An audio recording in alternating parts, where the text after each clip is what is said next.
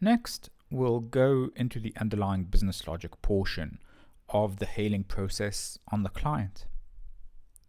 Up until now, I kept hailing as a vague process. I think Uber probably has a far more elaborate system than the one I developed in an hour, but this should work fine for most cases. Hailing includes the following phases.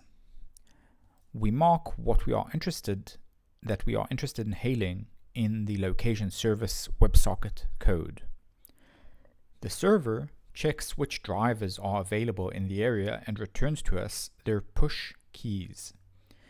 We send push notifications to the available drivers. As time moves on, we expand the circle of search for drivers. In order to do this, I had to make some changes to the WebSocket protocol in the location service class. But first, we need some additional variables in the globals class. I'll go into more details on those values in the next chapter, but for now, we need the variables only. All of these APIs require developer keys, which you can obtain from their respective websites. I've edited the globals class to include these new keys required by the three APIs. Right now, we can leave these all blank and get to them later. Let's move to the location service class and the variables I had to add. When a driver accepts our hail, the server sends a special message indicating that the hail was accepted. Previously, we had two modes for polling, the server for searching and not searching. I added a third mode that allows us to disable hailing. I've made the location service into a singleton. These represent whether we are hailing and if so, to what radius. We use a motion object to get a growing radius that will stretch over time to encapsulate a wider region for hailing. Our source and destination values, which we need to broadcast a hail. When we send a push notification to a car, we need to make sure we didn't already notify it. The unique ID of the driver we've found. This is the callback we invoke when a driver is found. Now that these are out of the way, let's look at the other things that need doing. We changed the way we handle communication protocol and we added some additional details.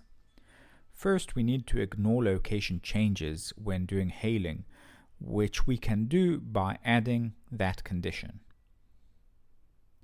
Next, we need to change the protocol a little bit. This was previously limited to 0 only, and now we check if we are in hailing mode. During hailing mode, the radius of search grows over time. We send the from to values as UTF-8 encoded strings, which allows us to communicate locale-specific locations. When we turn off hailing in the server, it's a one-time thing. After it's off, we can go back to the regular mode. This isn't likely as this is a RAM-based stream. We also need to handle message reception code. This is a new special case that provides us with details on the driver that picked up the ride. We are provided with the driver ID, car, and name. Notice we need the final user variable since car might change and the value that can change can't be passed to an inner class or lambda in Java. This is a list of push keys who we should not notify. I added a push token to the driver details so we can send a push message to a specific driver. If the car wasn't notified yet, add it to the list of cars that we should notify. We send the push message in a batch to speed this up.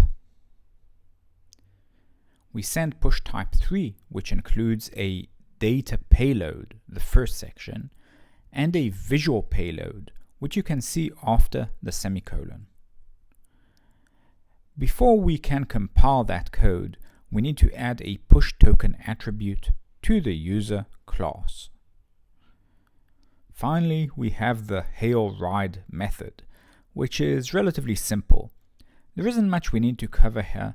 It just initializes the variables and starts the motion object for the expanding radius.